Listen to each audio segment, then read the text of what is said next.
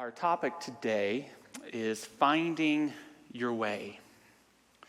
And I want to go right into step one, which is about knowing that you're blessed.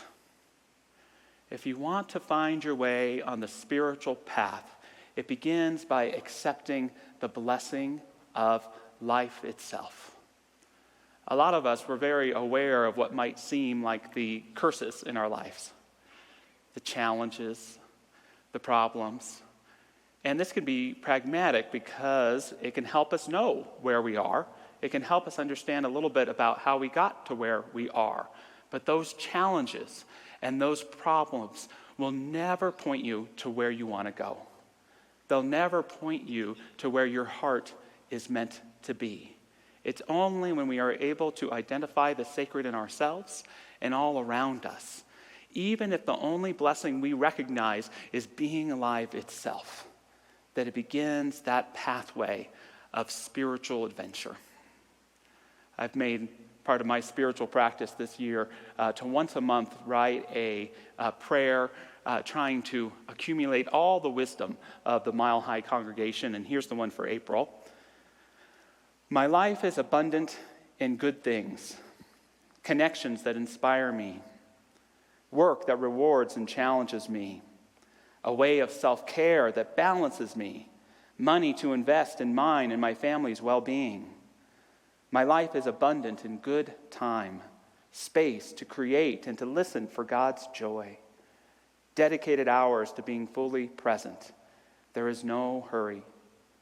My life is abundant in good love, food that nourishes my body. The words I share with others uplift and admire.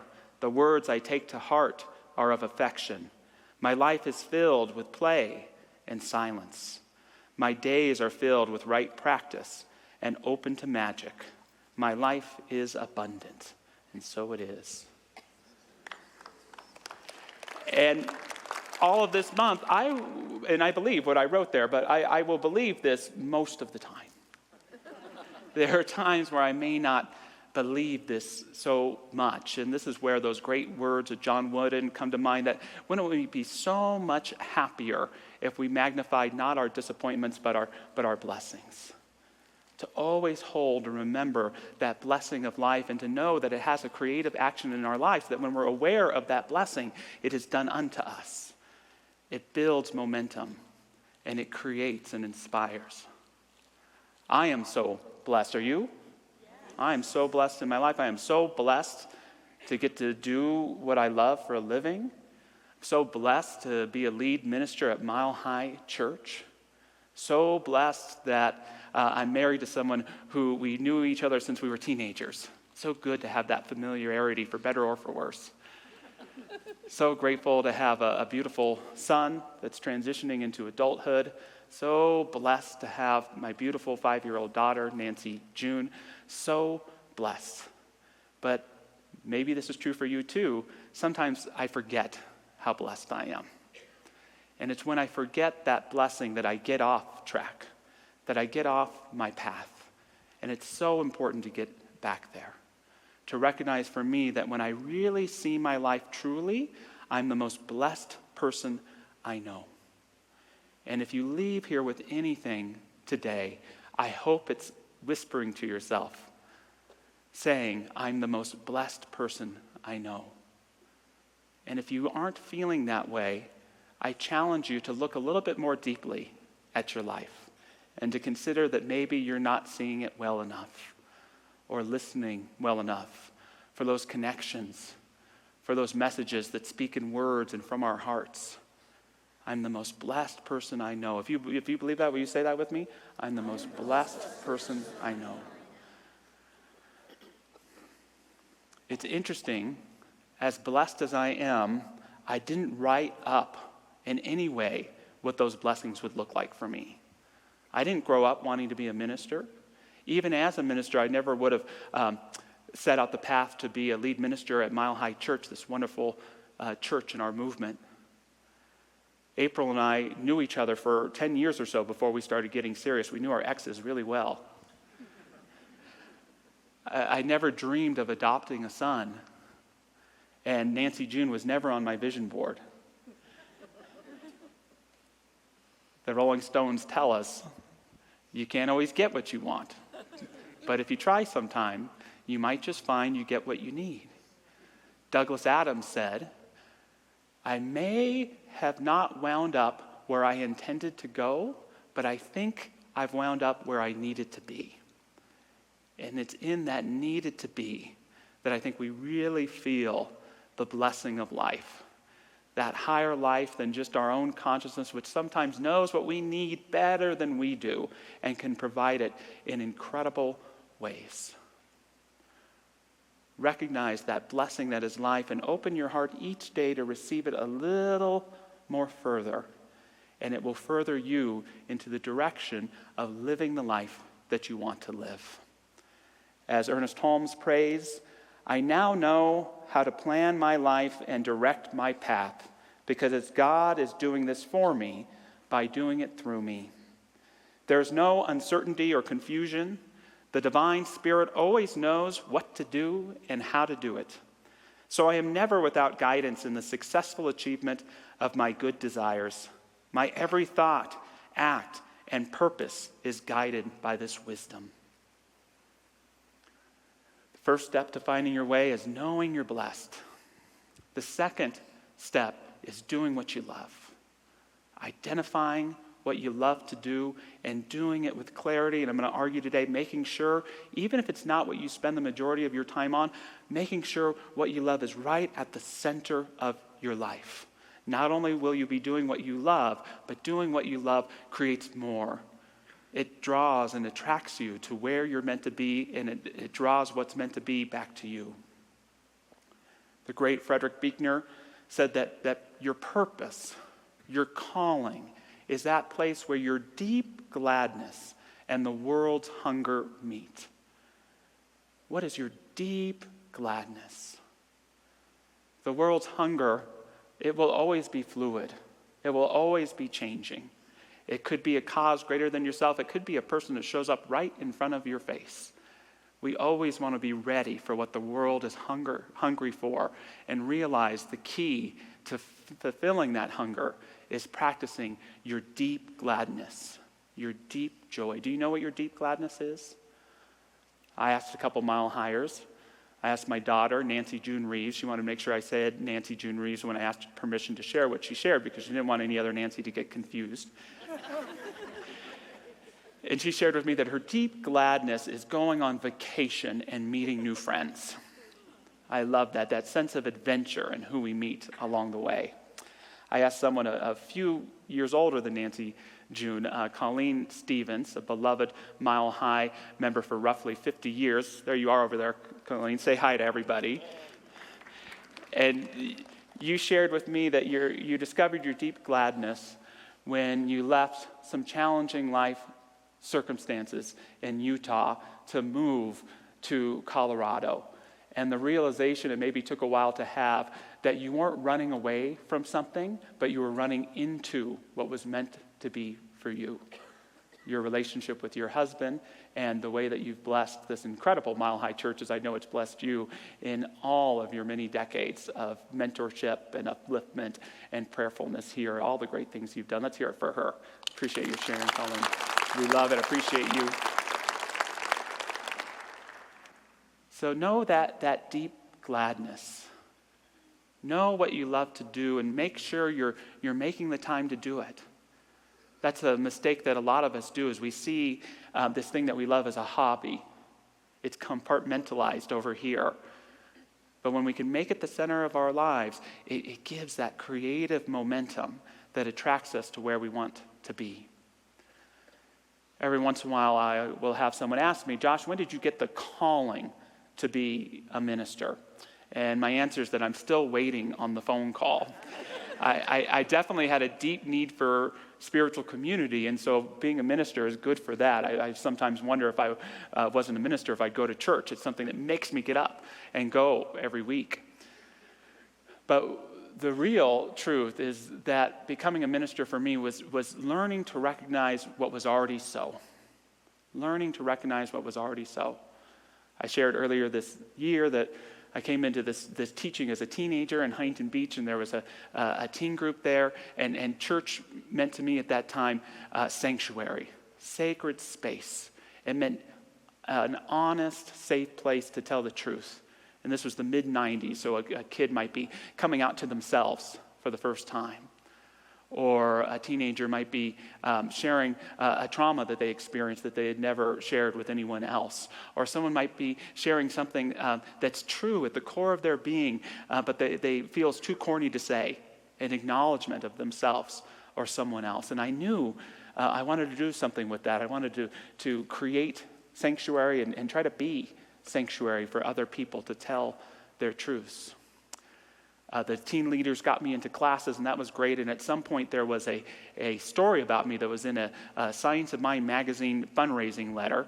And it was read by a minister in Escondido who invited me to come and share with the congregation. His name was Lloyd Barrett. This is about 1997. I would look him up a couple years later, and he had come to Mile High Church to minister as well. Many of you know Lloyd well. And then I had a minister, Dr. Peggy Price, who was so lovely and crazy enough to give me the Sunday night service at the Huntington Beach Church.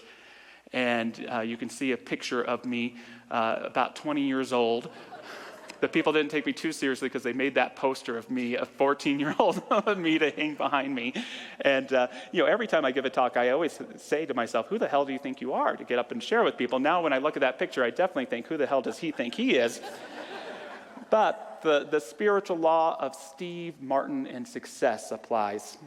Martin said, despite a lack of natural ability, I did have the one element necessary to all early creativity, naivete, the fabulous quality that keeps you from knowing just how unsuited you are for what you are about to do. I remember giving that first talk and standing in the line, and there was a woman that came up to me, and she said, I didn't quite understand a word you said, but the way you said it. Mixed bag. So for me, it was simply the courage and the willingness to recognize that ministry was what I was already doing. You don't have to be great at what you love. You just have to trust it. It could be a love for people and having a greater focus on acknowledging people, making connections, letting them know that you see them. It could be a way of art that you like to practice that just gives you that energy and sense of love and life that helps you do your job better, helps you love your family better. It could be just reading books and being prepared and willing to share the wisdom you share. That's what set Ernest Holmes, our founder, on the path of ministry. He was interested in being in theater and entertainment, and he was a strong spiritual person. He was reading metaphysical books, especially one by Thomas Chord, and a coworker said, well, why don't you come over and speak to a group about us about what you're reading? And he did that, and 10 years later or so, he's starting our church. Joseph Campbell, during the Great Depression, didn't know what he wanted to do with his life.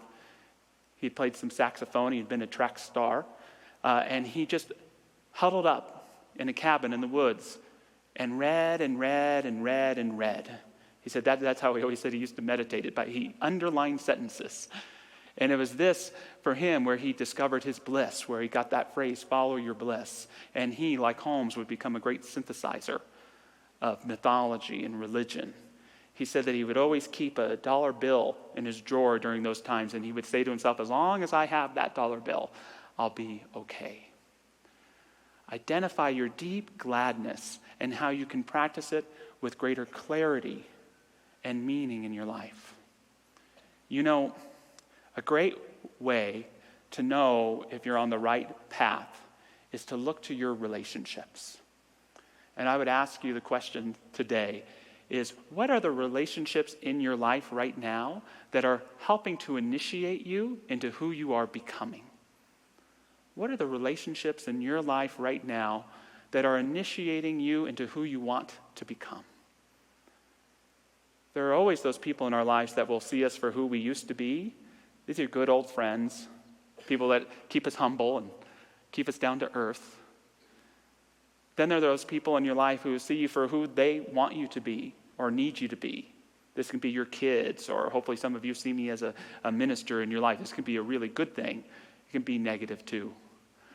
But for me, those relationships which are best and most valuable are those people who see you for who you are becoming, who see you for who you want to be. These can be existing relationships that evolve over time. These can be mentors and teachers. These can be practitioners at Mile High Church. To me, that's that basic principle of what they're all about, is holding a truth for me I've yet to see or hold for myself in a powerful way. I'm so grateful to have so many of these initiating relationships here at Mile High Church. Thank you so much for mentoring and uplifting me into who I say I want to become. But I hope you have those relationships in your life. Finding your way is about knowing how blessed you are. It's about doing what you love. And it's about that willingness to let go of what it needs to look like. This is what I found the hardest for people in our teaching. To let go of the need for the path to look a particular way. As important as it is to have vision and goals and to know what you want, it's just as important to be able to see the blessings that grow for you and not miss out on them.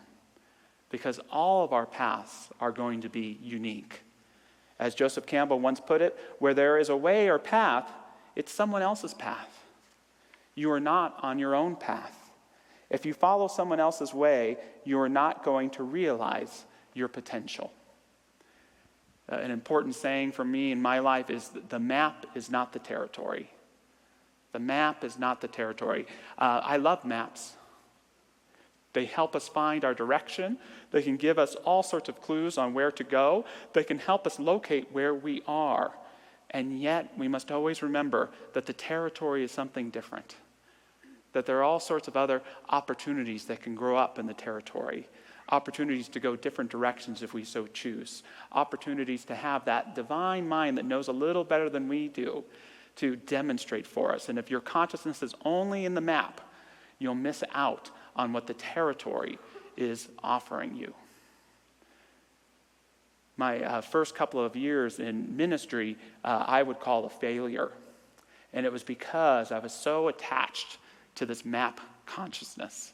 I wanted things to look just like this, and I started a ministry that was focused on young adults and agnostics, and I started a church at a comedy club, and other people than that started showing up. And it took me a while to admit it, but there was this part of me that resented it a little bit. I wanted the folks that I minister to show up in just a particular way. I wanted them to look just like this, and I want my ministry to look just like that, and none of that happened, and it was kind of a crisis of faith for me. I went broke. I had to close down the ministry. I was blessed enough to get an assistant minister job in San Diego, and I was struggling with that. Why is God not showing up the way that I'm telling her to? And I remember reading some Viktor Franco, and God spoke through him to me with a powerful statement. And it said this: don't aim at success. The more you aim at it and make it a target, the more you are going to miss it. For success, like happiness, cannot be pursued. It must ensue as the unintended side effect of one's personal dedication to a course greater than oneself. Again, I'm not saying don't want to be successful. It's good to have that vision. It's good to have those goals. And yet for me, the most powerful thing that I could do in that moment was take down the vision board and just focus on being the best me I could be. Focus each day on being the best minister I could be. And it wasn't only in a few months later that I got a call to go be the minister in Seal Beach. And it was 5 years after that I got a call from Roger Teal, and I get to be here with you now. All of that for me demonstrated, not from want and desire, but from focusing on bringing the best of myself to my life. And it provided for me an incredible, important lesson about ministry and life, that I don't choose who I minister to. Who I minister to chooses me. I don't choose always who I love. Who I love chooses me. I don't always choose who my friends are. Who my friends are choose me. And that's part of that blessing of life, to move through your path and be pleasantly surprised at the incredible opportunities that come your way. So it's wonderful to know where you want to go, and yet to trust the guidance of the path to lead you where you need to be. There's a wonderful interaction that happens in Lewis Carroll's Alice in Wonderland, where Alice is lost in Wonderland and she's asking the Cheshire Cat where she should go. "Would you tell me, please, which way I ought to go from here?" "That depends a good deal on where you want to get to," said the cat. "I don't much care where," said Alice. "Then it doesn't matter which way you go," said the cat. "So long as I get somewhere," Alice added as an explanation. "Oh, you're sure to do that," said the cat, "if only you walk long enough." And the spiritual message in this for me is, if you don't know where you want to go, don't worry, any path will lead you there. But if you know what you really want in your heart to experience, not necessarily all the details, but what it means to truly live a life fully loving and fully loved, to live a courageous life, to live a life in service to a power greater than you are, to know and understand as much of your own being and about this thing called life as possible, don't worry, any path will get you there as well. I developed a little saying for my life: I don't know where I'm going, but I think I know how to get there. I don't know where I'm going, but I think I know how to get there. And what I mean by that is to trust in your own virtues. Trust in the sincerity of your own voice. Trust in the courage to speak up and to stand up for yourself. Trust in that blessing of life that has been given to you. And if you live up to it, it will demonstrate for you incredible things. If you want to get off of your path, betray your virtues. Inhibit and repress yourself and your voice. Choose fear over courage. Dismiss and deny that blessing of life. That's the surest way to get off of finding your way in life's adventure. But if you can remember these things and practice them, it's a wonderful thing because you don't have to do it by yourself. This magnificent, creative life is working for you all of the time. Our lives are never going to pause and look at us and say, "Where do you want to go?" Our lives are like the flow of a river. They're like an incredible flow of a river that just needs our participation to take us and uplift us and bring us right to those experiences and life passages where we need to be, to bless us, to uplift us, and to give us that sense of home that isn't in place, but is in being and living the life that we want to live. Speaking of Lloyd Barrett, who many of you know, he's often remembered for his incredible voice, and I'm so grateful to Barry and Stephanie Ebert and the team. They worked with Lloyd to have him produce an audiobook of my favorite Ernest Holmes book, This Thing Called You. And so it's on Audible. You can go to csl.org and to their shop and purchase it there. But I thought as we move into prayer that we might hear a little bit of the voice of Lloyd. How does that sound? Good. Let's hear from him. You belong to the universe in which you live. You are one with the creative genius back of this vast array of ceaseless motion, this original flow of life. You are as much a part of it as the sun, the earth, and the air. There is something in you telling you this, like a voice echoing from some mountaintop of inward vision, like a light whose origin no man has seen, like an impulse welling up from an invisible source. Your soul belongs to the universe. Your mind is an outlet through which the creative intelligence of the universe seeks fulfillment.